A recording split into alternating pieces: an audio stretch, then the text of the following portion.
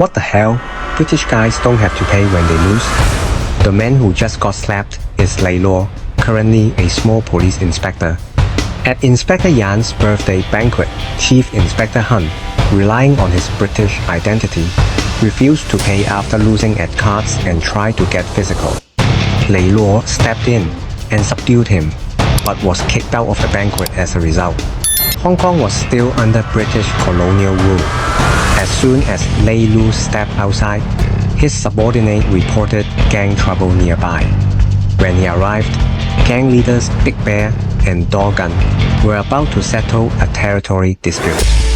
Instead of stopping them, Lei Luo threw a bottle, escalating the argument into a full brawl. During the chaos, a skilled fighter caught Lei Luo's attention. Ho, a street thug who had smuggled himself from mainland China in 1960, hoping to make something of himself in Hong Kong. But with rampant police gang corruption, he could only survive by fighting for gangs.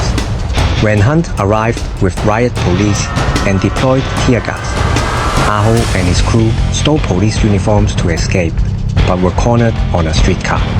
After Ho surrendered, Hunt continued beating them. Unable to bear it, Ho fought back, grabbing Hunt's baton and striking him repeatedly. Lei Luo appeared just in time. Put down the baton, step back, and I guarantee you'll be fine. Assaulting a chief inspector meant certain death if the consulate got involved. Lei Luo brought Ho to his jurisdiction not out of kindness, but because he needed help to achieve his ambitions.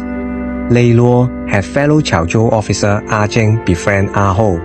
When Han later found and brutally beat Ho, Lei Luo arrived with reporters photographing the assault. Faced with potential scandal, Han had to back down. Lei Luo sent money and job offers through his subordinate Piggy. Grateful for being saved and impressed by Lei Luo's generosity, Ho became his underground connection.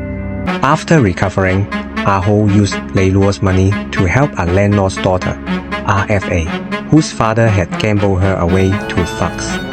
Meanwhile, Lei Luo's fortunes rose when he became engaged to Chief Inspector Sir Charles' daughter, gaining powerful backing. This worried Inspector Yan Tong, who feared losing the Chief Inspector position to Lei Luo. Ho's brother Da Wei was captured by gang boss Fat Chow for stealing. To save him, Ho proved his fighting skills and impressed Fat Chow, who gave him $10,000 and control of Kowloon Ward City, a lawless zone where gambling, prostitution, and drugs flourished. Despite the chaos, Ho maintained principles, forbidding his men from using drugs or selling to children. When Ho set out to meet his wife and children, who had smuggled themselves over from mainland China, tragedy struck. Their smuggling boat was intercepted by water police. To avoid detection, the boat operator knocked the crying child and mother unconscious, killing them both. When Ho reached the dock, he found only their bodies. 6 months later, gang conflicts intensified. When Lei Luo planned to enter Kowloon City to eliminate Dogan, Yan Tong set an ambush with Fat Chow and Dogan. During the trap, Dogan killed Elder Ding Ye and framed Lei Luo, forcing him to flee through the maze-like walled city. Just when Lei Luo seemed cornered, Ho appeared and rescued him. Having overheard the conspiracy, Ho had prepared a counter-ambush. During the escape, Fat Chow caught Ho and broke his leg with a club for betraying him. Lei Luo was shot by Dogan but saved when Piggy arrived and killed the assassin. After surviving this ordeal together, Lei Luo and Ho became sworn brothers. Lei Luo gave Ho half his empire.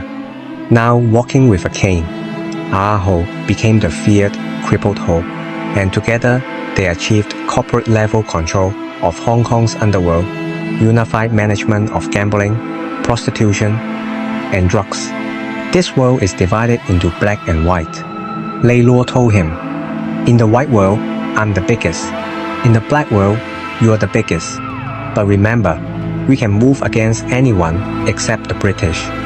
Their partnership prospered for years. but cracks appeared when the British demanded the drug trade be split 4 ways. Ah Ho would keep Kowloon, but Fat Chow, Fa Sai, and Rose would get shares too, though resentful. Ah Ho accepted Lei Luo's decision. To vent his anger, he cut off Fat Chow's ear. More troubles emerged when Ah Ho discovered his brother Ah Ping had become addicted to drugs. "You are the biggest drug dealer in Hong Kong." Ah, Ping accused. "You've got thousands addicted and you lecture me?" Ah Ho locked up his brother and banned anyone from selling him drugs.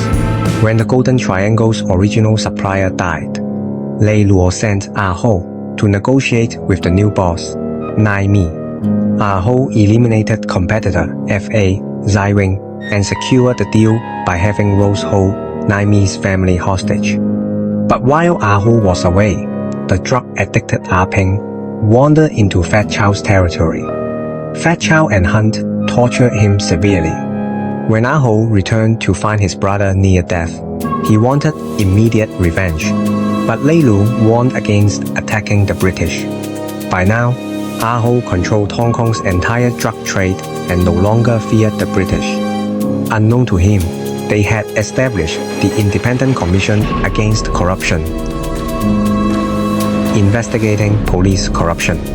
Even Lei Luo's father-in-law Sir Chow was targeted, suffering a fatal heart attack. Realizing the danger, Lei Luo submitted his resignation and urged Ah Ho to flee with him. "In 2 weeks, they'll investigate you. Without my protection, you are finished." But Ah Ho felt betrayed. "I saved your life and ruined mine, right?" Their confrontation was interrupted when Rose revealed her true identity. She was RFA, the landlord's daughter Ah Ho had saved years ago. He had trained her as an assassin and planted her beside Lei Luo. Ah Ho refused to flee. That night, he ambushed Hunt, using a bulldozer to hang him in midair before crushing him.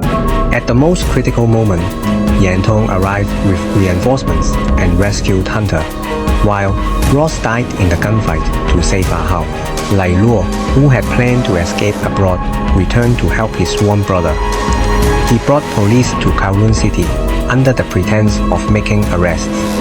Though they dispersed Yan Tong's men, Piggy died saving Lei Luo from Yan Tong's ambush. On the rooftop, Ah Ho cornered the dying Hunt, who still tried to intimidate him with his British authority. Even Lei Luo had to point his gun at Ah Ho, knowing that killing a British officer would bring catastrophic consequences. Killing him won't bring them back. Give yourself a chance. With no other choice, Ah Ho kills Hunter to avenge his brother.